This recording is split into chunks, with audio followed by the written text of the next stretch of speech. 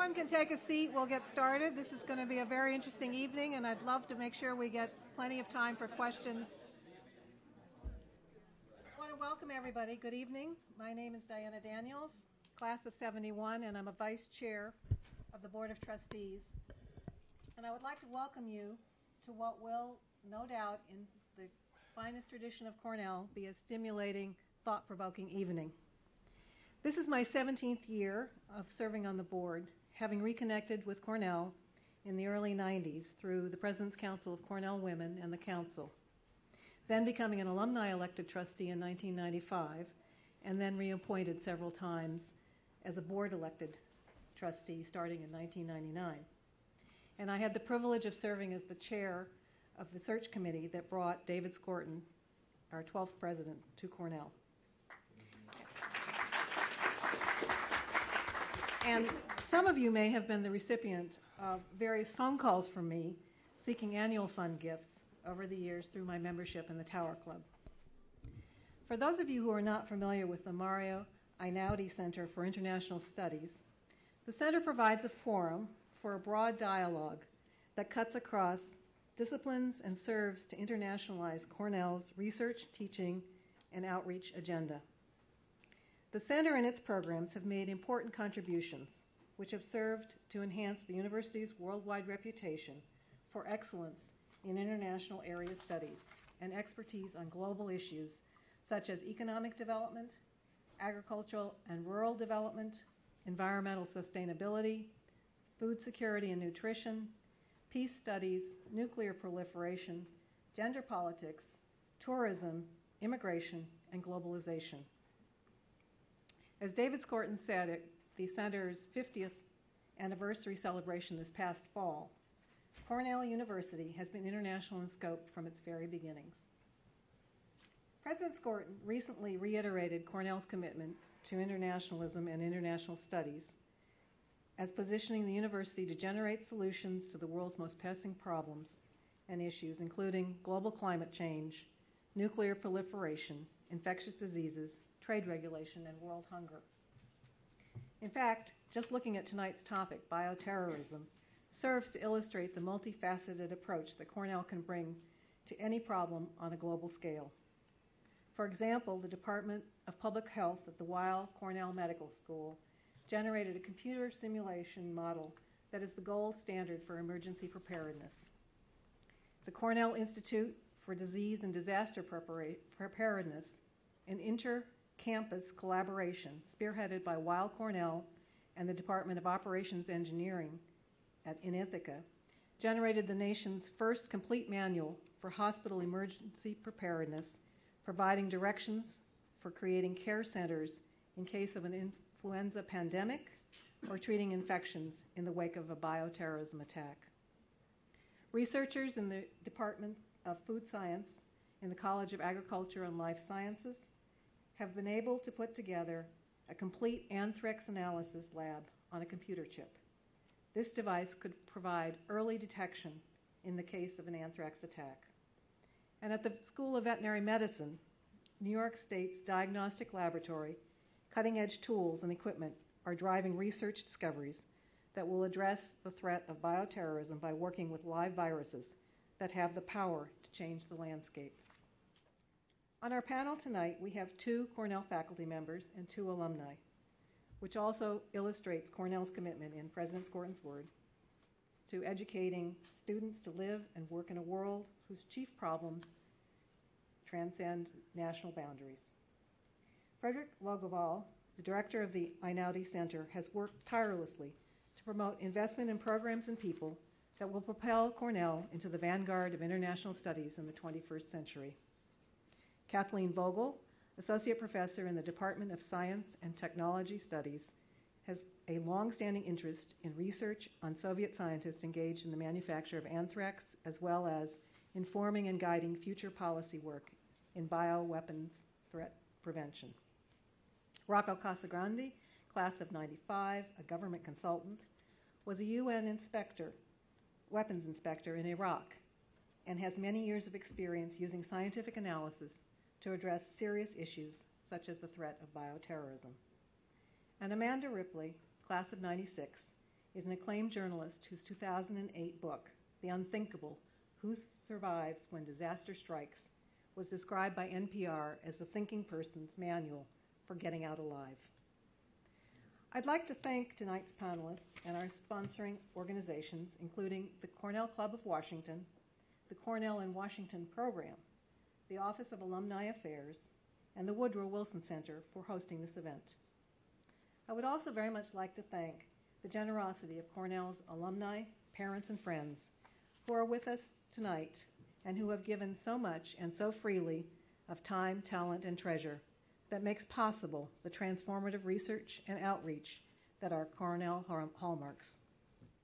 It is my pleasure to introduce to you tonight's discussion moderator, Dr. Fredrik Logevall. Dr. Logevall is the John S. Knight Professor of International Studies at Cornell and has served as director of the Einaudi Center since January 2010. He is a specialist on U.S. foreign relations and is the author of numerous books and articles. In fact, he has a new book coming out in August, The Embers of War, The Fall of an Empire and the Making of America's Vietnam, which I'm sure all of us will want to read when it comes out. He teaches courses covering the history of U.S. diplomacy and foreign policy, the international history of the Cold War, and the Vietnam War. In 2007, Professor Logevall was the Lever Hume Professor of History at the University of Nottingham and Mellon Senior Research Fellow at University of Cambridge. He previously taught at the University of California, Santa Barbara, where he co-founded the Center for Cold War Studies. A native of Sweden, he earned his doctorate from Yale University in 1993, and we won't hold that against him, and has been a member of Cornell's Department of History since 2004.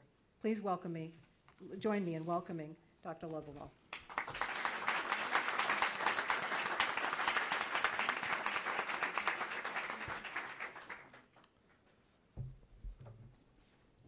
Thank you so much, Diana, and thank you all for being here this evening. I'm honored to have this opportunity to be with you and to share this panel. As Diana says, I do teach in the history department, and though my courses naturally gravitate towards historical topics, I try to engage the students very much on contemporary issues, contemporary international issues.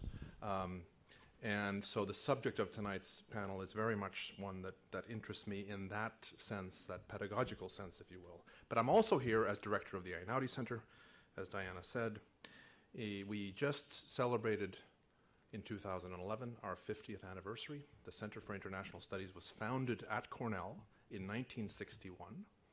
And for these last 5 decades, it has been a hub, as I think you all know, a hub of international activity at the university. A very successful first half century, I think it's fair to say, with pioneering area studies programs, a number of thematic programs.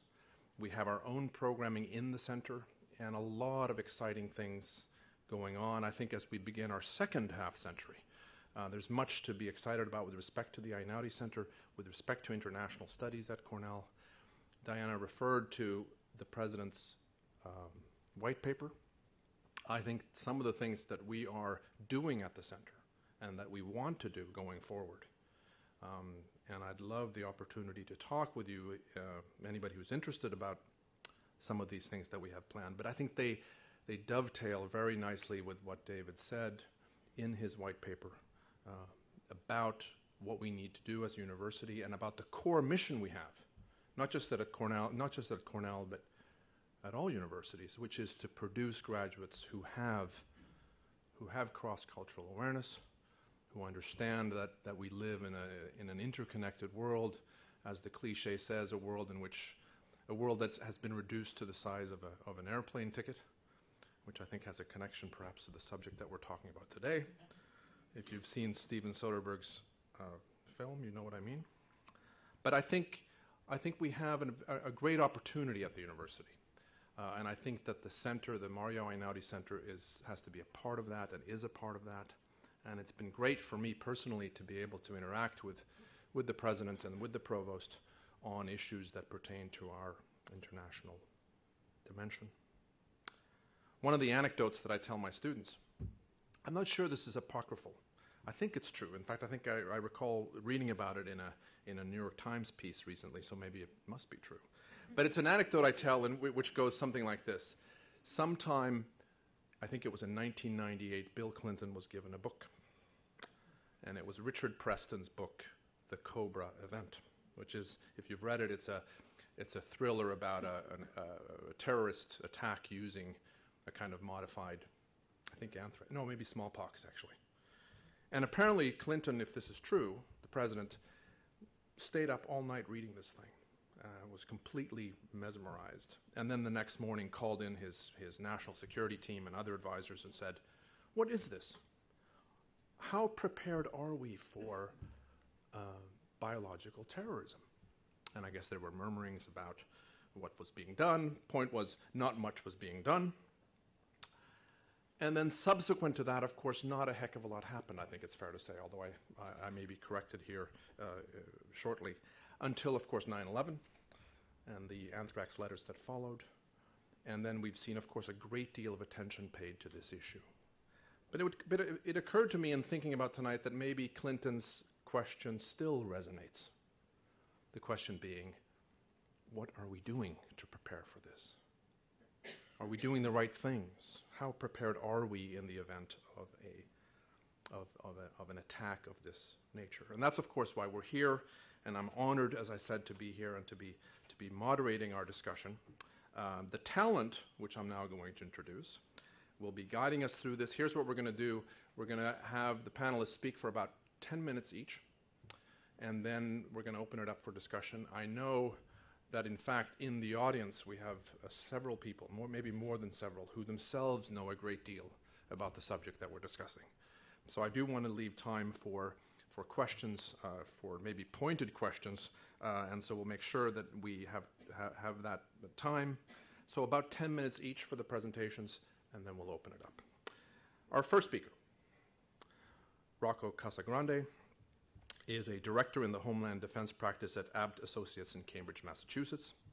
Dr. Casagrande, who was previously a United Nations weapons inspector in Iraq, is building the company's Homeland Defense program with an emphasis on bioterrorism defense, including agricultural biosecurity and public health preparedness. He has extensive experience in biosurveillance and biological threats. He has been widely published on the subjects of agricultural and biological terrorism and is a prominent lecturer on these subjects. He has been a researcher for the Defense Threat Reduction Agency and was a member of the Controlling Dangerous Pathogens Project that sounds pleasant, at the Center for International and Security Studies. He is, as we've already heard, a graduate of our fair university with degrees in chemistry and biology. Less importantly, he holds a PhD from MIT in biology. I'll introduce all of our speakers at once. Following Rocco will be Kathleen Vogel, who is an associate professor in science and technology studies, and I'm also happy to say is the incoming interim director of the Judith Reppy Institute for Peace and Conflict Studies, which is part of the Einaudi Center. So starting, I guess, this summer, Kathleen and I will be neighbors. Kathleen holds a PhD from Princeton and a BA from Drury College, that is in chemistry, and has worked on a range of issues, has a whole number of publications, a book titled Biothreats and Policy Logics, which examines the social context and the processes of how U.S. governmental and non-governmental analysts produce knowledge about contemporary biological weapons threats, in which she draws on theoretical perspectives from the science and technology subfield, and in that book examines a series of historical and contemporary case studies involving state and non-state actors, clearly doing work that is precisely of the type that we'll be discussing this evening. She is this year on sabbatical leave as a senior fellow in the International Security Studies program here at the Woodrow Wilson Center. Our third and final speaker is Amanda Ripley, who has been for years, who covered a number of issues for Time magazine as a journalist. Among other things, she covered Hurricanes Katrina and Rita. helping Time to win 2 National Magazine Awards for stories that detail the years of dysfunction leading up to the storms. She covered 9/11 from Manhattan, the sniper attacks from Washington, and the catastrophic 2003 European heat wave from Paris. She has written prolifically. As Diana mentioned, she's the author of a book, The Unthinkable, which has been published in 15 countries. She has appeared all over the airwaves and spoken at conferences on leadership, homeland security, emergency preparedness, and public health. At the moment, she is Emerson Fellow at the New America Foundation and has also published work in The Atlantic, in Slate, the New York Times Magazine, the Times of London, National Geographic Adventure, and the Washington Monthly. Most important is the fact that she is a graduate in government from Cornell University. And I'm just delighted again to present this panel to you. And join me, please, in welcoming our first speaker, which is Rocco. Thanks.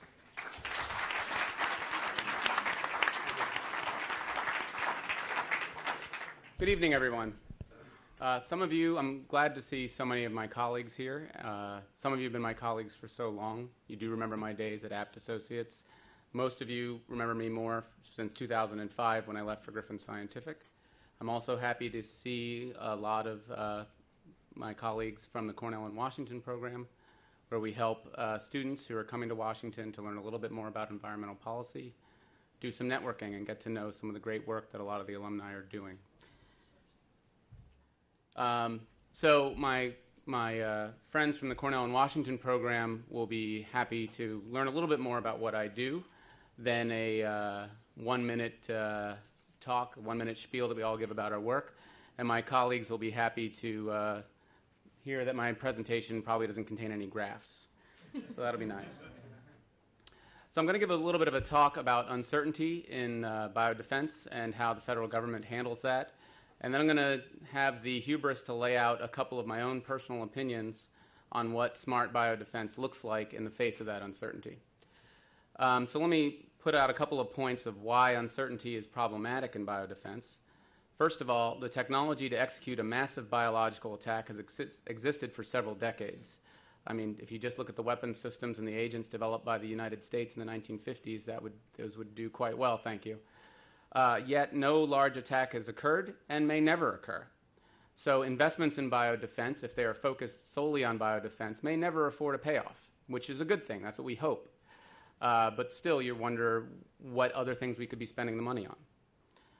Also, confounding the issue is there are many ways a biological attack could be executed, and many countermeasures are specific for a particular agent. There's a variety of disease-causing pathogens that could be used in an attack, a variety of targets, a variety of venues, and the defense community is a bit stymied in stockpiling countermeasures that are specific for only a handful of those agents and routes.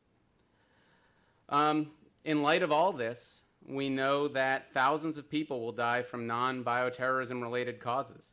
Crime could be partially mitigated by additional spending on public safety. A great quote from the former police chief, Ramsey, of this city, stated that he had 150 or so murders in the city each year, and none of them were caused by Al-Qaeda, as far as he knows.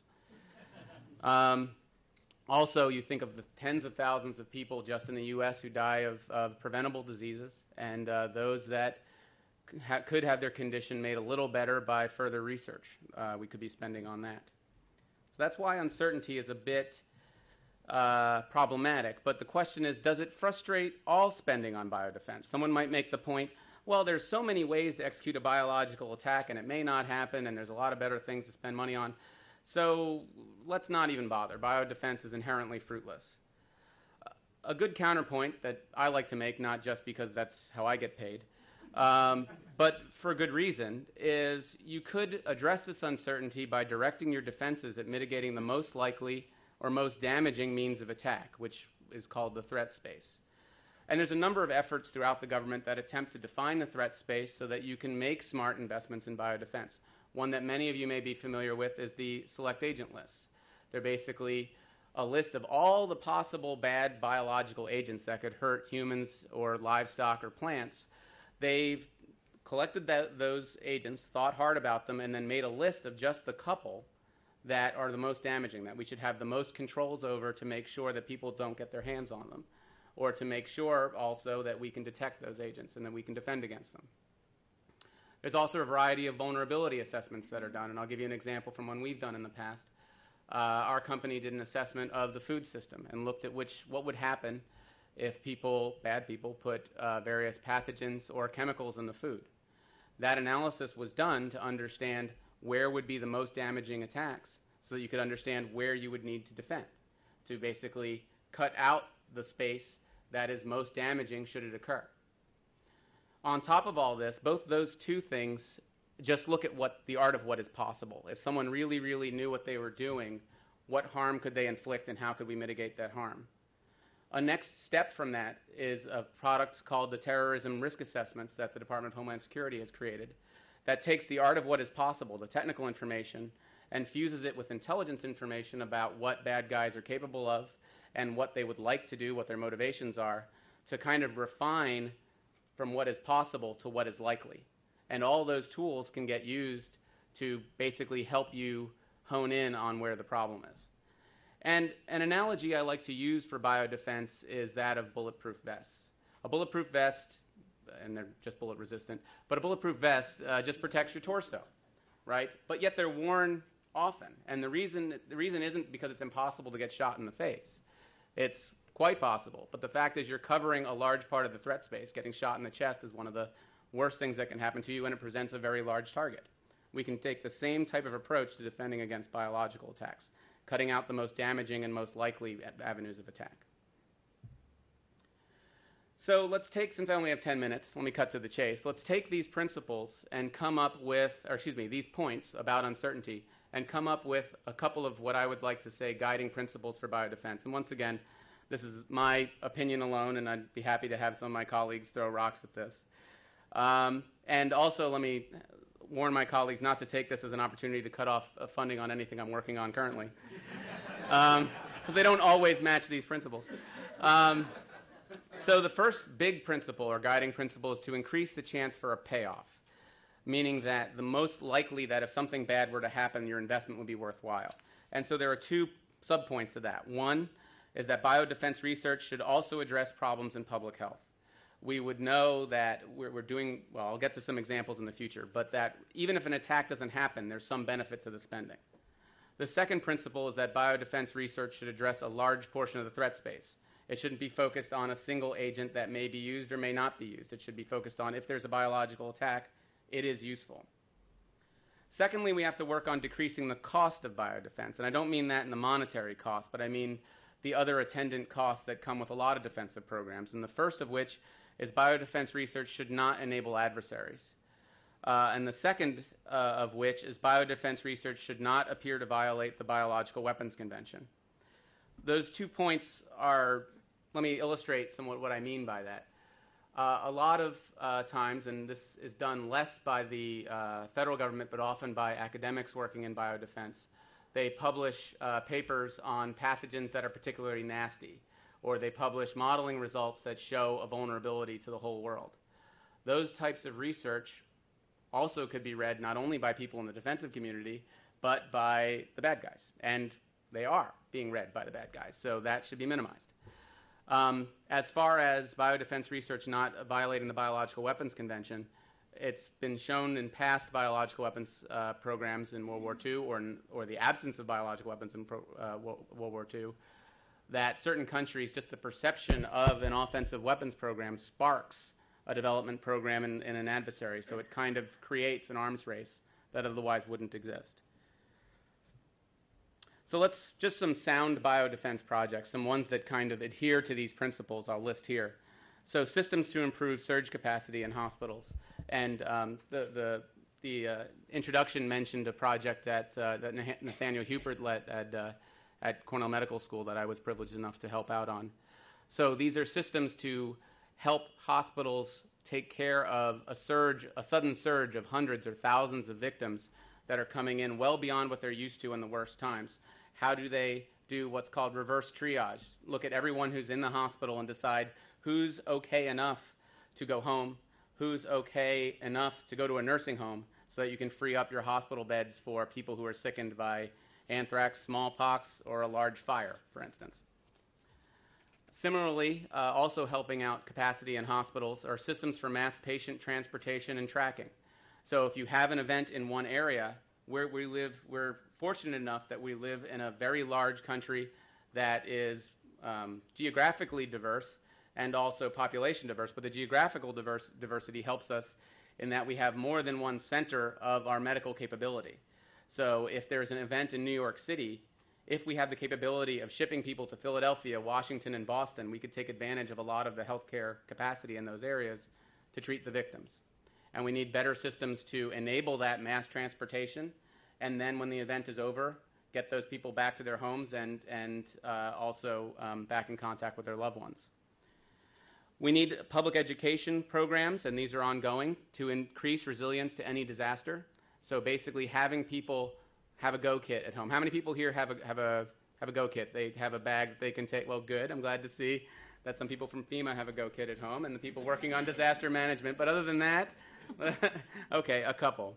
So it's basically a kit that enables you to get out of your house and sustain what you need for 48 hours or longer, so that you can evacuate competently, so you don't become part of the problem. And that's one component of population resilience. Also developing systems for the more rapid mass prophylaxis of cities. So there are programs that encourage cities to be able to dispense medication or vaccinations as quickly as possible if there's an infectious disease threat. These programs need to be a bit more robust and continue. Going to the basic research side of things, research into the basic mechanisms of pathogenesis and the host-pathogen relationship can lead to broad spectrum countermeasures, potentially, for any biological agent. So not just ones that work like vaccines, where you have one vaccine for one agent, but something that understands basically the basic mechanisms of how, let's say, a whole subset of bacteria or viruses cause disease. And hopefully that will have the dual benefit of treating normal infectious disease as well. It was mentioned that in my past I've done a lot of work on the spread of agricultural disease. There are very few systems out there that can help mitigate the spread of some of these diseases. Foot and mouth disease is a great example. It is the most contagious virus known. It's about 50 times more contagious than flu, and yet it would be devastating if it came to this country. So we need to work on ways to track animals to determine where they've gone so we can track where the infection goes when they go. We need better systems to cull the animals, to destroy infected herds, and to identify infected herds. And also, just back to the public health dual benefit, natural antibiotic resistance is becoming a problem, and we need to research more classes of antibiotics, new classes that would have new targets, so that we don't go back to the pre-antibiotic age. And I believe that's all I wanted to say in 10 minutes. Perfect timing. Excellent. Here or Up to you. It's very much I think up actually I'll to you. just If the mic is, or words, but is it okay just to sit? I think I'll sit. I have no PowerPoint, so I won't. I know sometimes you in Washington have death by PowerPoint, so I'll spare you from that this evening. So it's such a pleasure to be here tonight with all of you, and I just wanted to say the idea for this emerged last spring when I was a faculty in residence in the wonderful Cornell and Washington program, and I remember it as Linda Johnson approaching me and suggesting the idea to do a policy forum. She has a slightly different recollection. She somehow thinks I came up with this. I don't think that that's true. But I definitely appreciate all of her support in mobilizing to get this idea going, and that we could make it happen this evening, and for so many other entities that have already been mentioned that really made this happen tonight. I also want to do a brief thank you to the Woodrow Wilson Center. I'm here on sabbatical this year, and one of the reasons I was interested in coming here was their wonderful motto of knowledge in the public service. And I think that that really resonates very much with efforts at the Einaudi Center, with the Ripley Institute for Peace and Conflict Studies, with Cornell and Washington. And so it's so nice to be able to bring all of these like-minded communities together this evening. So my talk is going to build, I think, quite a bit on what Rocco just mentioned. My remarks today are going to focus on essentially one critical pillar that I believe that's critical for preparing intelligently for bioterrorism, and that's the need to really better understand the bioweapons threats that we face. And that we really need to devote more attention and resources for that purpose, because there's still so much that we just don't understand, even with a lot of time and resources devoted to trying to understand these threats. And as Fred mentioned, there has been a long interest, including, yes, dating back to President Bill Clinton, who definitely made this a personal interest of his back in the 1990s, and that was further supported with the 2001 anthrax attacks. Yet, even though we've devoted billions of dollars to trying to prepare for bioweapons threats since September 11th, there's still a lot of very central questions that we still have yet to adequately answer. I think there's still a lot of questions about exactly what kinds of bioweapons threats do we face, and I think Rocco's presentation highlights a lot of the uncertainty with whether we're talking about state or non-state actors. How exactly has September 11th shifted that question? How have advances in biotechnology shifted and are continuing to shift that particular question? And then, in light of that, what should we do for some of these issues? And I think, unfortunately, U.S. analysts and policymakers have the very difficult job of trying to struggle with these different questions as they try and anticipate everything from a rogue state hiding a covert biological weapons program to a non-state actor, to even now the possibility of sort of rogue scientists or what's been referred to now as perhaps teenage biological hackers trying to dabble with biological agents in garage or basement labs. So there's a lot of different things that now the U.S. government is trying to anticipate. And I will say, to make things more difficult, unfortunately, I would say the U.S. track record on assessing bioweapons threats has not been very good. There have been a lot of shortcomings, and I would say both on the U.S. government side as well as on the non-governmental side. If you look at non-governmental folks who have been assessing these threats over the years, a lot of shortcomings in that area as well. Just looking back historically during the Cold War, the U.S. analysts had a lot of problems and really did not detect the Soviet bioweapons program, even though it was a large, massive covert program. And I would say even today, even though we're well past the Cold War, there's still a lot of questions of exactly how do we understand that program? What do we make of that, the size and scope of that program? Before the Gulf War in 91, U.S. analysts also failed to detect that Iraq had developed an offensive biological weapons program. And then after the 91 Gulf War, as many of you know, there were so many questions about exactly what Saddam Hussein's intentions were, what he was actually doing in the bioweapons area. And I know Rocco has, I think, some really interesting insights from his time in Iraq, and he can speak more about that. So again, if we look historically, there have just been a number of different questions and issues, problems in making accurate assessments. Again, this is even with a lot of resources and attention to this problem across multiple administrations, that there's this problem of sort of underestimating or overestimating these threats. And as we were sitting here in this presentation, I was thinking it's sort of a Goldilocks problem, where it's sort of too much, too little. It's hard to get sort of assessments just right, and I think that's still something that needs attention. Now, I would say, with that said, trying to assess the intentions and capabilities of either a state or non-state actor bent on hiding its bioweapons activities is always going to be a notoriously difficult problem to solve. So I think we can't expect perfect knowledge.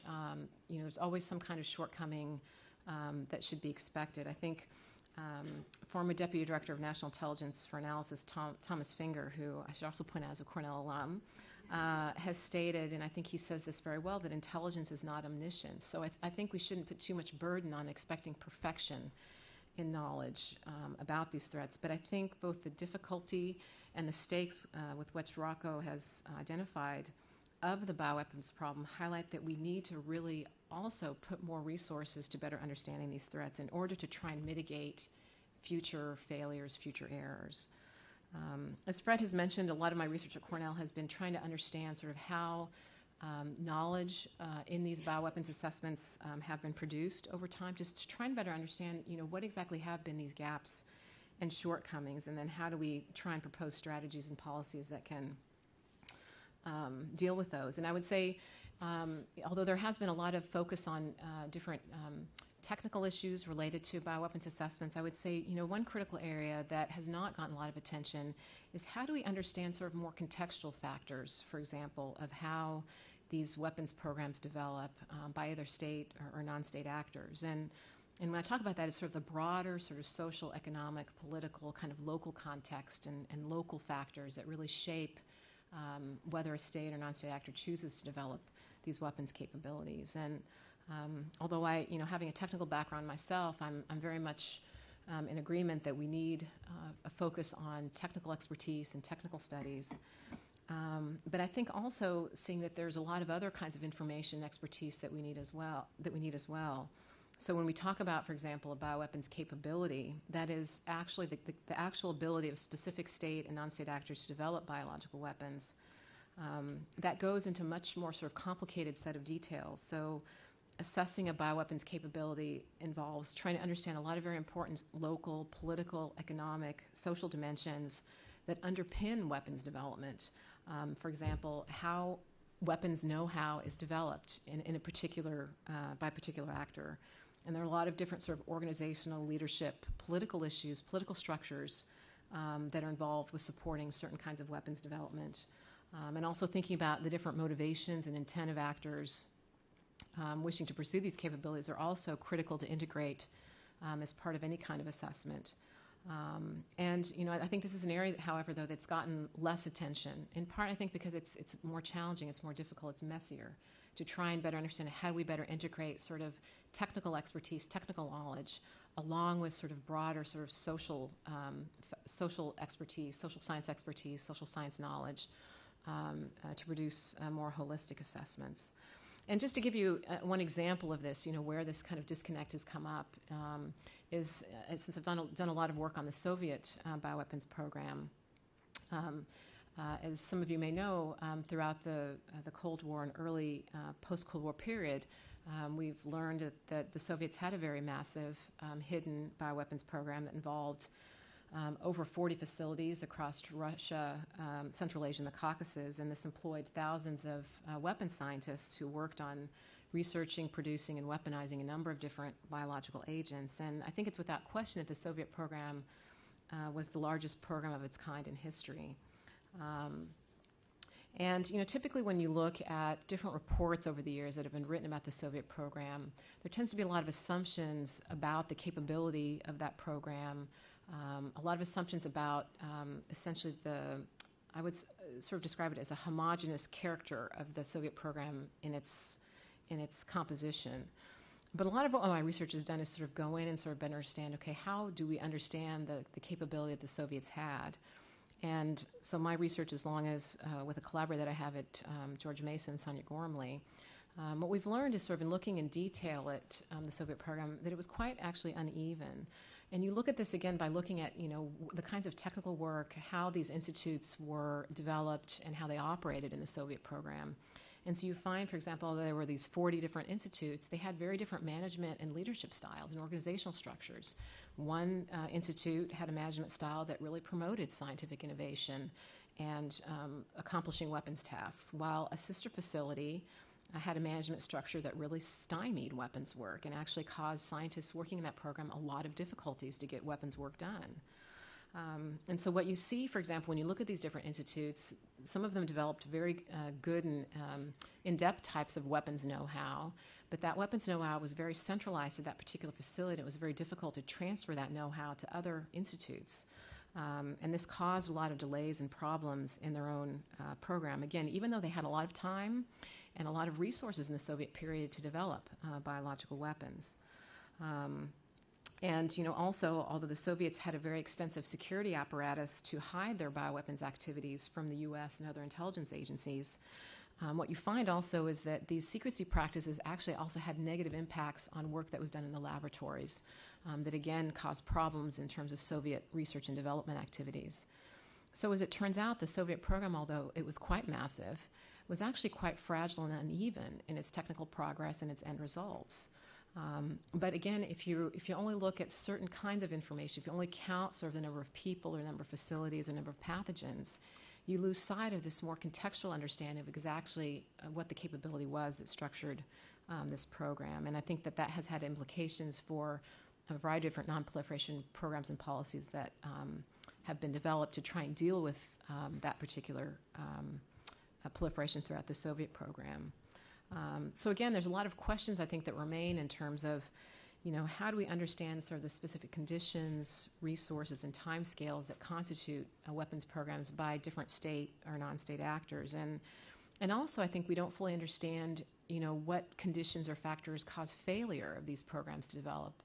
Oftentimes, I think there's a lot that one can learn by studying failure, why particular programs don't develop, why particular actors don't choose to develop weapons capabilities. But oftentimes, I think this kind of focus is overlooked. So again, there are a lot of important intelligence and policy implications depending on how one understands, how weapons programs develop and proliferate. And, the U.S. intelligence policy communities are aware of this, and I think that they're interested in trying to draw on additional resources to try and answer these questions. I know in 2008, the Office of the Director of National Intelligence issued a new directive on analytic outreach, which is really trying to reach out to the academic and other non-governmental communities to interject new thinking and to try and introduce analysts to unclassified ways of thinking about some of these problems. You also have a recent National Academies of Science report that focuses on new methods and new techniques in the social and behavioral sciences that actually could be applied to some of these weapons issues. So I think some of these new developments sort of highlight and indicate sort of how we need to think more outside of the box, beyond just focusing maybe on just particular technical issues, although they are important, but also thinking about broader disciplines and issues to better anticipate bioweapons threats as well. A lot of my work here at the Wilson Center is trying to foster new dialogues between academics and those in the intelligence community. However, I would say, there are challenges here in terms of how do you open up conversations between these two very different communities. And I would also say some of the other challenges come in also in terms of budgetary issues as well. A lot of private foundations used to do a lot of funding to help academic scholars do research in this area or to engage with government folks in this area. A lot of those funding streams have been cut over the years. And even I've heard within some folks that I know within the U.S. government, bioweapons analysts there, a lot of their budgets have been cut to do sort of training activities, to go to meetings, to go to conferences where they could actually learn new knowledge. So again, the kind of budgetary environment that we're in does pose challenges if we're looking for new ways to improve analysis. So I think that's going to be a continual challenge. So with that, I think I will end, and I'll turn it over to Amanda. Thank you.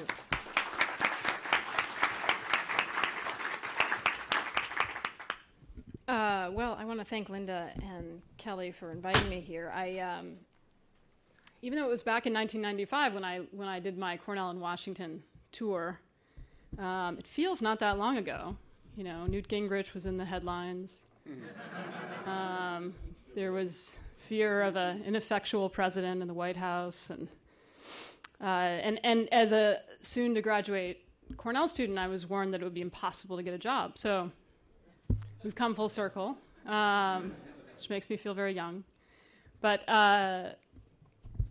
I think, obviously I don't bring the kind of expertise that these folks do, and I've been fascinated to hear some of your perspectives on this. My only value really to this conversation is as a storyteller, so that's what I'm going to do in the 9 minutes I have remaining. In 2001, I was living in New York City and working for Time magazine, and it's funny because when the anthrax attacks happened, I don't know how many of you would agree with me on this, but it felt like it happened a while after 9/11 at the time. But it really was, like a month. I mean, it was not any time at all. But it was such a strange and surreal time that it felt like months and months, if not a year. between the 9/11 attacks and the anthrax attacks. But I do remember, because I was working on the 23rd floor of Rockefeller Center, which the Rockefeller Center, was the recipient of one of the anthrax letters at NBC. It was interesting to notice how your friends and colleagues responded to this kind of risk. Never mind the, destruction of the World Trade Center down the street. Another interesting experience to watch how people respond.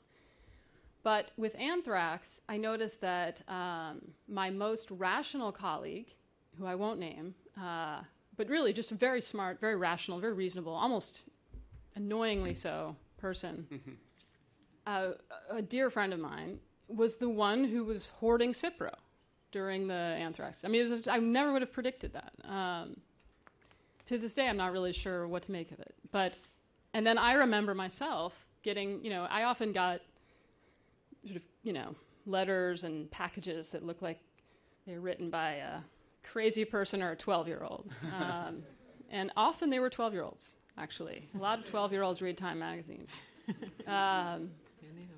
So I got one of these packages. It looked very strange, and I didn't know what to do. I really wrestled with my own kind of ego, and I eventually did call Rockefeller Center security, and I was like, I don't know what to do with this. And some poor guy came up and took it away, and I never know to this day what was in that package. But it was interesting to also reflect on my own, the tension in my own brain with trying to normalize and minimize the risk and also be and not overreact, which for me was a lesson that I learned again and again, which is that with all kinds of terrorism, and I think especially with bioterrorism, it is as much a psychological and social threat, if not more, than it is a physical threat, right?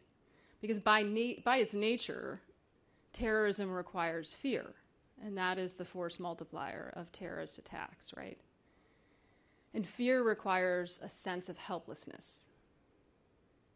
You really can't have fear without a little dose of that, right? And the good news about this, I bet you didn't think I was going to say that, is that those are things we can influence. So what I would argue is that there's a lot we don't know, obviously, about bioterrorism.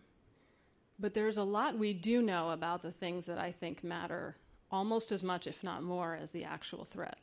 We do know a lot about human behavior under conditions of extreme stress and uncertainty.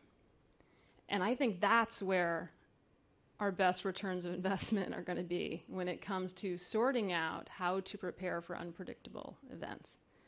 For example, here are a couple things that I can predict about the future. I love saying that. So when we have the next bioterrorism event, perceived or real, the person with the biggest microphone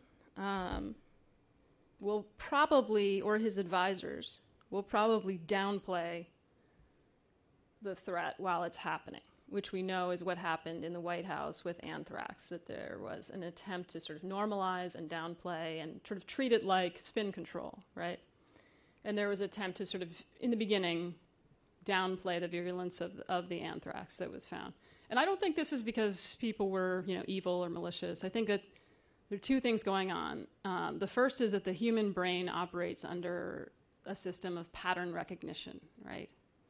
So we fit everything that happens to us into patterns for things that have happened to us before. And if this hasn't happened to us before, which is almost always true with these kinds of threats, then we will work very hard to fit it into things that have happened before. So what you saw among some of the president's advisors was an attempt to treat it like a rumor-mongering campaign by an opponent, right? Which was a very familiar way to respond to threats, right? And again, totally normal and understandable, particularly in times of great uncertainty, right? So you will revert to those scripts. And the thing is, we all do that. So when we talk about how the public responds to uncertainty, I think it's really important to think about how public officials, and particularly politicians, respond to uncertainty. It's the same problems. Another thing I can predict is that probably, unfortunately, the person with the biggest microphone will tell you not to panic, which we know actually leads to more fear and distrust among the public. So when you say, don't panic, does that make you feel better? Does anyone feel better? In fact, one of my my biggest pet peeves is about living in D.C. is the Metro. I think they still play it. They have this sort of taped recording. Has anyone heard this? Where it says, in the event of a fire or emergency, do not panic. It's sort of played on rotation, like the station ID. It's a certain, every number of hours you have to play this thing. Do not panic. Listen for instructions, which I can tell you, having interviewed hundreds of survivors of all kinds of disasters all over the world, that is a terrible plan. That is a terrible plan. Do not wait for instructions. Do not do that. It will not come. So, and in what the message it sends to me, that Metro recording, God bless them, is we don't trust you. We don't think very highly of your intelligence. And we also are ignorant. None of this reassures me, right? And it also has now it's distracted me. I paid attention. And what a waste that has. That actually had a negative effect, right? A negative net effect on my relationship with the Metro authorities. But yet, I think that, public officials, politicians, people in charge of Metro recordings suffer from the same biases and blind spots that we all do, plus one more, which is we all think, there's a sort of turfism, right? Like we all think that we know our thing better than outsiders, than the public. So there's a certain built-in bias against the public, I think, that is very, very dangerous in these kinds of situations. And I would argue has probably killed more people, at least in the United States, than bioterrorism. The fear that the public will misbehave, that the public will panic, is incredibly lethal and has led people to make all kinds of bad decisions over the years. And those are very hard decisions to live with later. Because what we actually know is that people tend not to panic. And when I first started working on a book about this, all these, academics and researchers, they would tell me, just make sure, because they saw me, they're like, oh no. Make sure you tell people that no one panics. And it felt like political correctness. Like, really? No one panics? So I almost didn't believe them, So I sort of went around sort of systematically looking for evidence of panic in everything from stampedes to sinking cruise ships to terrorism attacks. And it is, in fact, very hard to find evidence of widespread panic. What you do find is evidence of widespread denial, delay, lethargy, shutting down, normalization. All those kinds of things are very, very common. And, the frustrating thing is that probably many of you in this room already know that, right? In fact, if you look at the WHO's 2004 manual on best practices for communicating with the public during an outbreak, which I just happen to have, weirdly. But no, I was looking at, during H1N1, this is a great section. It's like, despite the urge to say such things as, I want to reassure you, don't panic, stay calm, don't say them. Could it be more clear? Couldn't be more clear. Instead, be reassuring and be calm. Messages that assure the public there's no need to panic have been shown to actually increase the level of fear as they leave the following impression. A reason for panic, though not yet here, is nonetheless looming on the horizon. So there you have it. That's great. That's great messaging, right? And in fact, my impression from interviewing many public health officials in the United States and around the world during the H1N1 outbreak was that they followed this advice. They did actually a pretty good job of communicating the fact that, admitting there was uncertainty and communicating what they knew without telling people not to panic. The problem is they didn't have the biggest microphone, right? So apparently someone who said, this is a cause for deep concern, but not panic. This person did not read that WHO 2004 best practice. That was President Barack Obama. Then we have the EU Health Commissioner who said, there is no need to panic. Then we have White House Press Secretary Robert Gibbs. It's not a time to panic. And my personal favorite, State Department spokesperson Robert Wood, we don't want people to panic at this point. Maybe 20 minutes.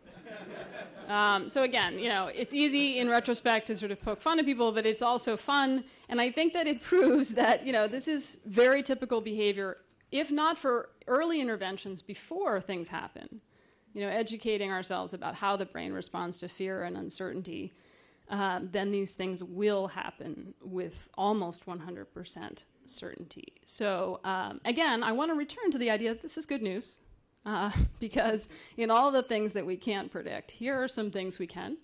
We know it's very important to help people assess risk in these kinds of situations, and we know how to do it. It's difficult, it's very difficult, but we know what causes dread in the human brain. We know how to manipulate that feeling, how to make it worse and how to make it better. Certainly we in the media know all about that. And those are things that I think every attempt to prepare for bioterrorism should have at the center of their efforts. So thank you.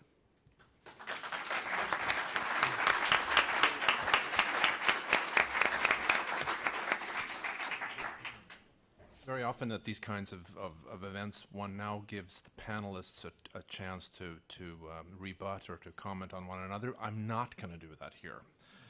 What I want to do instead is turn things over to you in the form of questions. And I would just ask this, 3 things. First, identify yourself. Second, keep your question brief so that we can get more of them in. And then third, speak up. Yes, right here. Oh, there are microphones. Maybe don't speak up then. Speak in a normal voice. The microphone is coming if you'll... Thank you to everyone for coming. I loved everybody's viewpoints. I have a 2-part question, and my name is Gabriela. I'm a Cornellian class of 99, Arts and Sciences. My 2-part question is, part 1, we talked about threat assessments and looking at what is the most probable, maybe, I don't know, serious threat. And I wonder, why haven't we learned more from the ones that we've had, like the ones that were mentioned, anthrax and all of the different scenarios? Because when I look at what happens when a snowstorm happens completely and everything is paralyzed, I wonder, why aren't we learning more of the best practices and implementing them? And then the second part of my question is, right now there's talk about the water system, whether they should have mandatory computer science, cyber crime, cyber terrorism regulations implemented to prevent that, and I wanted to hear the panel's thoughts. Thank you. Thank you. Well, I would argue that we did learn a lot from the anthrax attacks and some of the previous other attacks. I mean, the select agent lists that were created was in direct response to some people who claimed to have a legitimate reason to have some bad agents, like the causative agent of plague and anthrax, but they were just, wacky folks. And so it was decided that, wait a second, we need some regulations to describe who is actually allowed to have these pathogens and who is not, and under what conditions can you transfer them and hold them. So we have learned a lot of lessons. We've learned a lot about how to respond to an anthrax attack, a small one. We've learned a lot about decontamination. And I think, though, drawing too many lessons from the anthrax attack after September 11th is dangerous because, well, it's hard to get into the mind of the person or persons who perpetrated it, but they obviously took steps to try not to kill people. Yet they had the expertise to make a relatively sophisticated agent formulation. Those 2 things are probably pretty rare, thankfully. Basically, the desire to undertake all that effort to make a relatively decent agent, yet to not use it in the most effective way. So it's difficult to extrapolate that to any of the actors we really care about, like Al-Qaeda or other types of folks. So we can only draw so many lessons. I guess I can go next. I would say, definitely there have been some lesson learned. I guess from my perspective and sort of looking at, over time how assessments have been done, I think one of the things that I've found is that there tends to be a tendency to, and I understand why this is the case, but a tendency to assume that the past will not predict the future, that the emerging and new threats will be fundamentally different than threats that we've encountered in the past. And I will say, although there there is some truth in terms of not locking yourself up into the past. I think there's actually a lot that you can learn by looking at past state or non-state actors and what have been the factors that have enabled either successful weapons development or unsuccessful weapons development. I think there is a lot that you can glean from that. Again, not to say that the future will be exactly as the past, but I think if there can be certain patterns, ways that weapons are developed that I think you can pull away from different understanding the past more clearly. And, you know, one of the challenges I think with this is just in terms of what is sometimes valued in sort of pressing policy environments. I just recently was talking to one intelligence analyst who I know who was talking about this problem of learning from the past. And he mentioned to me, he said, well, you know, at least in his intelligence world where he works, he said anything beyond 2006 is like not relevant. In the past, anything before 2006 is not relevant for us in terms of our assessments that we're doing today. And I found that to be a rather interesting commentary of what is being left out to sort of understand the present.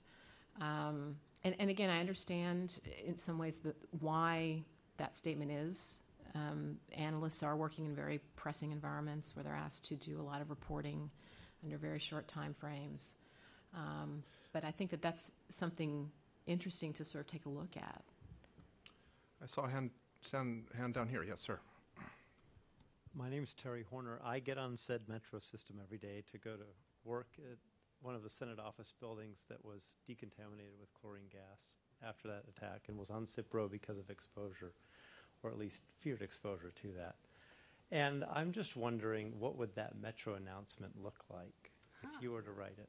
That's a great question. Wow, I never get to answer this. Nobody ever asks me. So I think that the biggest mistake most warnings like that make is they don't tell you why. So let's think backwards. If Metro's saying, listen for instructions and don't panic, why are they saying that? That's because probably in a real event, no one will really know exactly what's going on. It'll be very confusing. There will probably be 9 times out of 10 smoke in most kinds of metro events. So that means it's very difficult to kind of know what's going on. And so what I would do if I were actually trying to design a warning for metro based on how the brain actually works, to get people's attention and actually give them information that would make them less frightened and more, give them more agency, which tends to lead to better performance. Then I would say, in the year 2011, there were 17 fires in the Washington, D.C. metro system. I'm making that up. All of those fires, in all of those fires, everyone survived, but it was very important to know which was the third rail.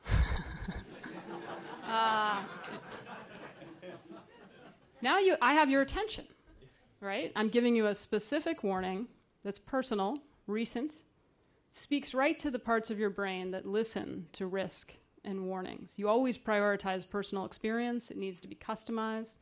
I could also say the people who tend to be in most danger in most train evacuations are the elderly and the disabled. So now I'm targeting my message at the people who are in the most danger, right? And just say it. It's like, I think there's a real, we dance around these things. So we know that in all evacuations, for example, whether it was 3 Mile Island or Katrina, the elderly are the least likely to evacuate. And in fact, after Katrina, age, not race or income, was the #1 predictor of who did not leave New Orleans. True in Fukushima as well. That's a great point. So we know, there's a lot we know. There's actually very little we don't know about human behavior in disasters. And to bring it full circle, I would argue that part of the problem, part of the reason we keep repeating our mistakes is that we often focus on armaments or physical threats as opposed to human behavior, which is very predictable over time and space. So, yeah, thank you for asking. Is there not a contradiction, Amanda, but you said earlier that, in fact, research shows that people don't panic.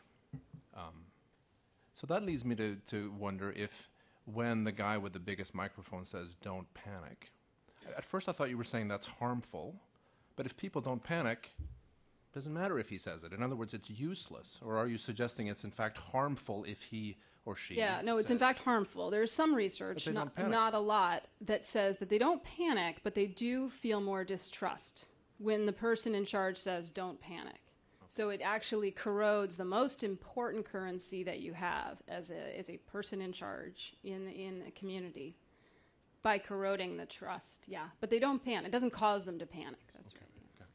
Okay. Yes. You've already got the microphone. I don't even have to call on you. I don't need to stand up. I'm Linda Weinberg, and I'm a graduate in '87.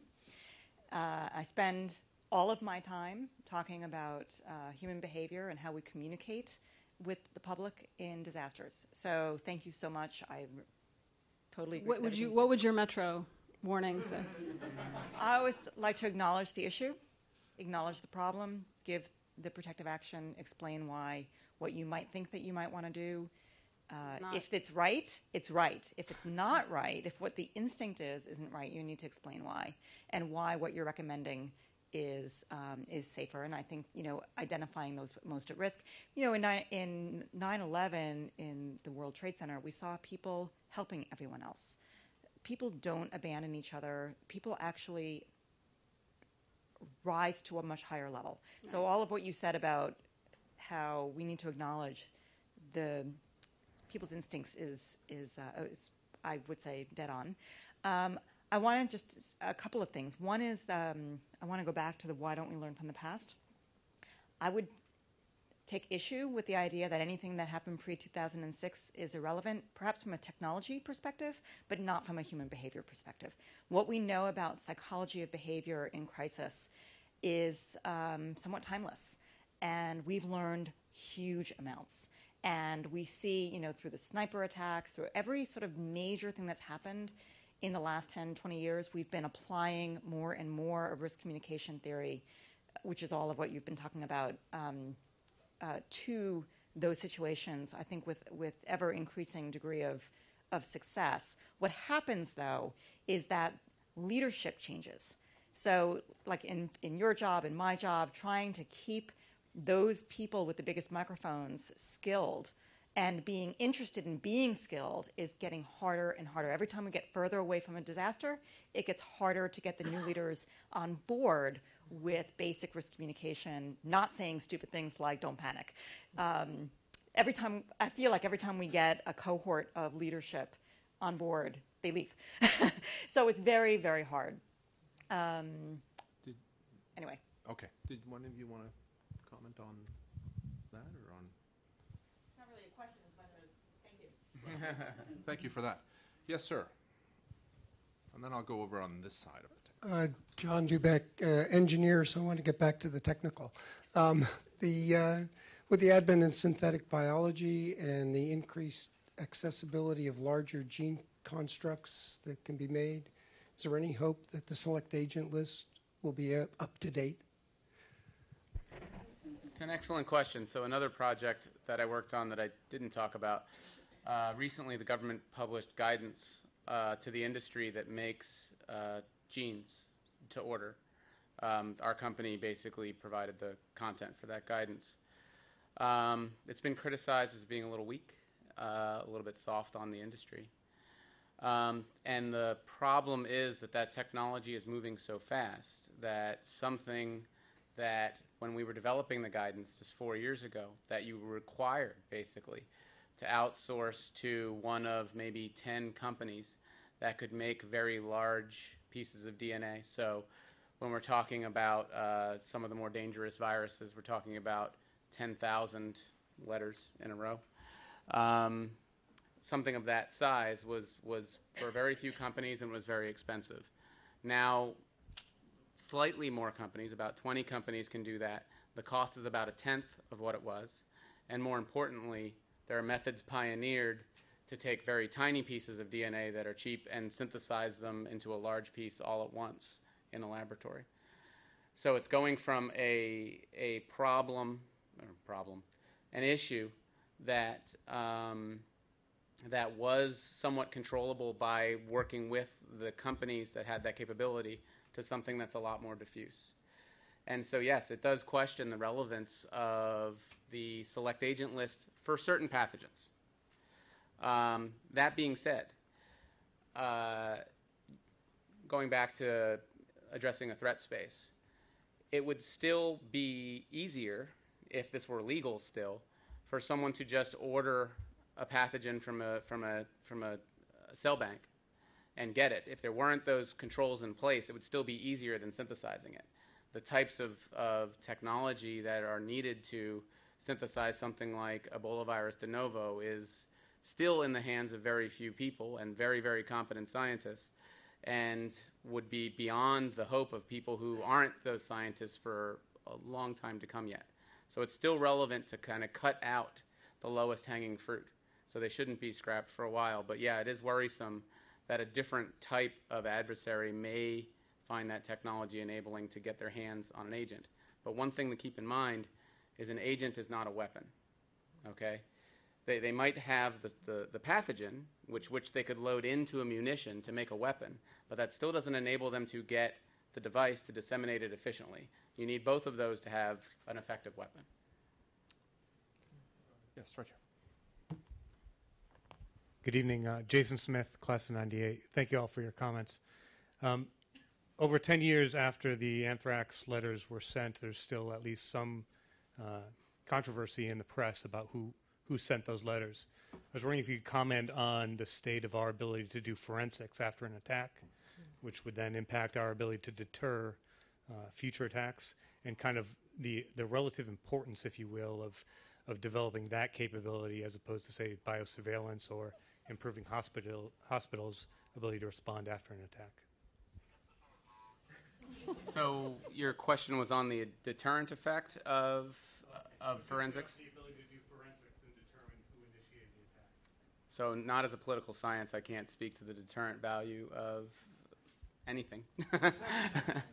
I can tell you that the technology, with anthrax specifically, it's somewhat challenging because anthrax strains are extremely congenic, meaning that there's very low mutation rate in that species. And so it's difficult to distinguish one strain from another. So the work that the FBI did was actually quite challenging, but quite interesting as well. I don't know if anyone wants to speak to the deterrent effect. I have no idea. I can't speak to the forensics of it, but I just will say as a reporter, it was a very dissatisfying experience, the level of transparency or the lack thereof from the U.S. Justice Department during that investigation. And I do wish there had been a trial, and I understand why there wasn't, but I think that would have helped. Let's go there, and then we'll come down here. Okay. Oh, me? Yes. Okay. Tomoko Steen, SDS 96. I work on the Japanese biodefense and bioweapons from World War II, and Soviet and U.S. had a program from the World War II. Actually, Russian case is much before the Japanese case. And I was wondering how different from the historical, biodefense attitude to present, and also between the countries. So I'm curious about the panelist's opinion. So can you explain that just a little bit more? Yeah, so the biodefense attitude between countries like Russia, U.S., and, I know very well about Japanese case, but versus the historical, during the weapons, the World War II period, people looking at the biodefense versus current situation. And I do know that nanotechnology is really involved now in biodefense. That's a challenging question. Well, I mean, just speaking to my experience at the United Nations, where I got to work with biodefense folks from many countries, it seems like there are many people in many countries throughout Europe and Asia and even Africa in many cases that are taking the problem very seriously. They have laboratories devoted to addressing some issues of pathogenesis and protective vaccination. Obviously, U.S. biodefense spending dwarfs a lot of these other countries, and that's a policy question or a political question. I can't speak to why that is, but I would say that there's high-quality science going on in a lot of different countries, especially in the Scandinavian countries, actually, and Germany are some of the standouts. I mean, I'd probably just add, one of the kind of controversies that's come up since September 11th is kind of the proliferation of biodefense activities and, whether that's creating a new and maybe different kind of threat. For example, if you have so many new entities, new countries that are working on biodefense, they're working with these pathogens, which at the research level, a lot of the tools and techniques that you would use to do legitimate research could also be used for offensive research. So, I mean, that's been one controversy. I would say mostly, I mean, it's been building since the 1990s, but more after September 11th, just this proliferation of biodefense work that's going on, and to what extent that is increasing security, but yet at the same time introducing maybe unintended risks by having a lot more people, a lot more scientists now who have possible access or skill sets that could be used for both protective measures, but then also maybe for potential offensive capabilities as well. The lady here in the second row. Diana, am I right that we're going till 9? Okay. Francis Lee, Arts 62. What are your thoughts about the recent controversy over the attempt to suppress publication of the enhanced, more infectious, and more lethal flu virus? Can I rephrase that question? How about we could call it, instead of the suppressing of the publication, but the modification of what was published? I think that in very few cases, and I think this is a good example of one, is a smart idea. If the changes are easily replicable by others and extremely problematic should they occur in a pathogen that is readily accessible, we have a problem. So the getting as much control over that information as possible is a good idea. The problem is, in science, publication is often the last step of telling people about it. This group's been at conferences many times. Their graduate students have been talking about the work. And so we can't just act at this level of publication. Part of the Controlling Dangerous Pathogens group that was mentioned was to how do you control scientific research so that it's less likely that dangerous research occurs? How can you control the research community to still publish interesting work that still furthers our biodefense or public health efforts, yet is less likely to generate information that could be abused? And it's a very, very difficult question. But one thing that could be better is better oversight of research projects when they're proposed by institutional boards and often by national boards, similar to the RAC, the recombinant DNA measures. So it's a very difficult problem, especially when you consider the fact that probably the most interesting results in science are the unexpected. An unexpected result happens, you generate a hypothesis and test it, and all of a sudden there it is. If you had to get approval every time something new happened, it would really stymie science. So it's a very, very difficult question. But as far as my personal opinion on that particular piece of research, I believe the right move was made.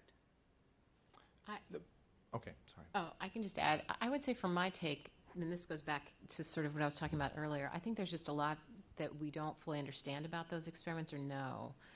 If you followed any of the reporting about it, we know what was put in the manuscripts, or at least some know. The manuscripts have not been publicly available. But there's actually a lot that we don't know about what actually went on in the lab. How were the experiments conducted? What was involved in doing the experiments? And, I think if you talk to a lot of scientists, I think they will sort of talk about how a lot goes on in the laboratory that doesn't get put in the final publication just for various scientific communication reasons.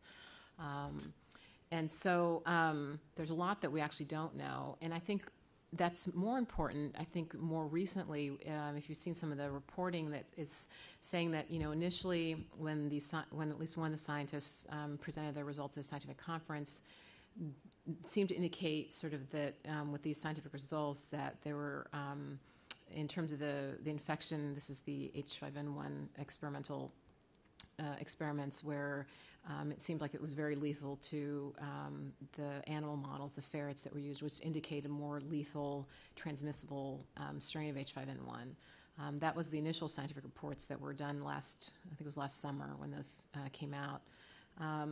What you're finding more recently, though, however, if you follow some of the press, is now that scientist is saying, well, actually, there's a lot of data that we didn't share initially that we didn't include in the original manuscript, but it actually doesn't show that at all. That shows that actually the ferrets, some of them didn't get infected, some of them didn't die. And so there's this now contradiction in terms of what actually is the experimental findings. So from my perspective, I would say we actually need to go back in and sort of figure out, beyond just looking at what the published manuscripts say, what was the actual experimental work, what was the actual data, and what explains sort of now this discrepancy that's emerged.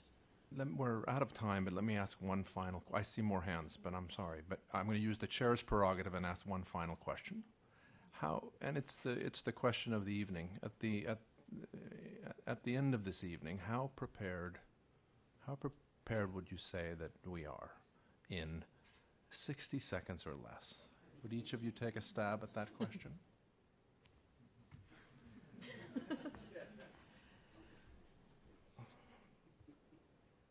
So, I would say.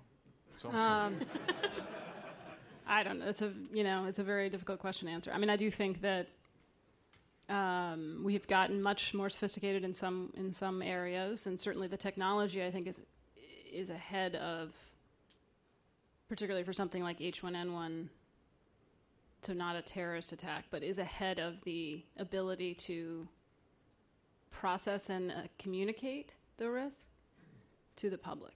So, Kathleen?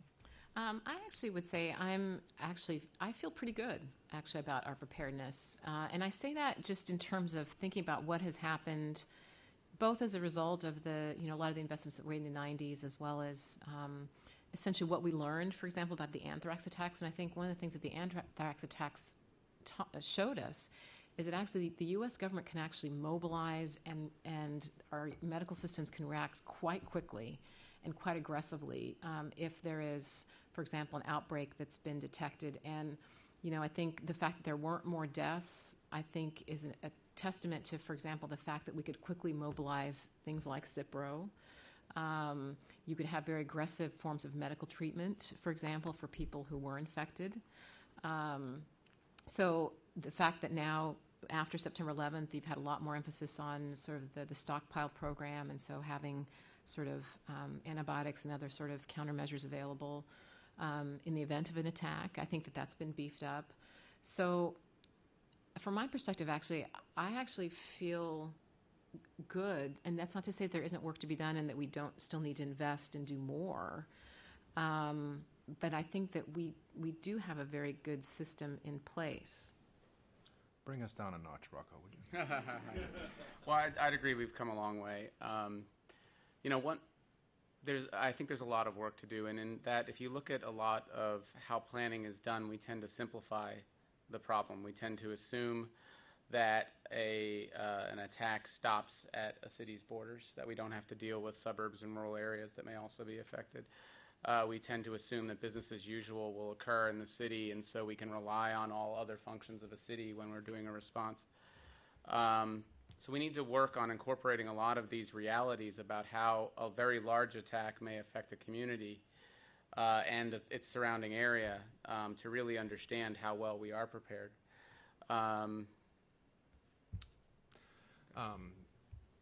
I have a slightly different take on the origins of this thing than Kathleen does. Suffice it to say that I think the other party that was very keen to do something like this was, in fact, the Einaudi Center. And one of the things that we really had wanted to do for a long time is to gather a group of people like this and experts like this in a forum like this outside Ithaca. And have a chance to get together like this as Cornell people, as Cornellians. And I just must say that at least from my perspective, all of us who were involved, I think, would say this.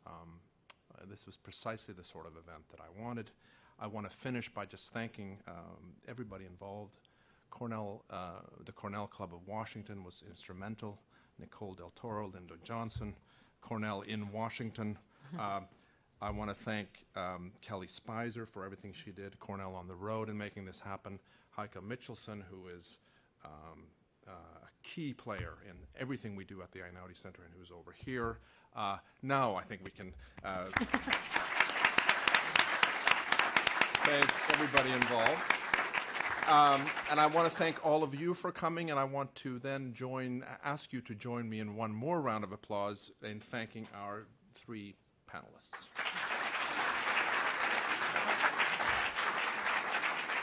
Thank you. Don't get up just yet. Hi, I am Nicole Del Toro. I'm class of 91, and I have the privilege of serving as a president of the Cornell Club of Washington, which is an amazing group of volunteers and alumni. And Fred stole my thank yous because in addition to wanting to thank the panel, I did want to thank the people who made this event possible. And this event has been about 6 months in planning. So thank you, Linda. Thank you, Kelly. Thank you, Heike, very much. We do have some materials out in the front reception area with upcoming events. We have a wide variety of events coming up. You can always go to cornellclubdc.org for those. But I just want to very briefly mention some of the big ones, and forgive me if I don't mention all of them. Saturday, April 21st, we have an Earth Day cleanup at the Anacostia watershed. There will be probably over 100 volunteers there, Cornellians, families, friends. We have a Cornell hockey game watch going on this weekend. You can find that on our website and on the Cornell Club of Washington Facebook page. We have the annual dinner coming up May 15th. We have another Cornell and Washington professor, David Silby, speaking on May 8th. It's a luncheon at the Decor Bacon House. And we also have a number of Cornell events out at the Washington Nationals this spring. So I hope you join us, and please, I'll be around. I don't know that anyone is beating it out the door right now, so if you'd like to continue the conversation, please feel free. Thank you.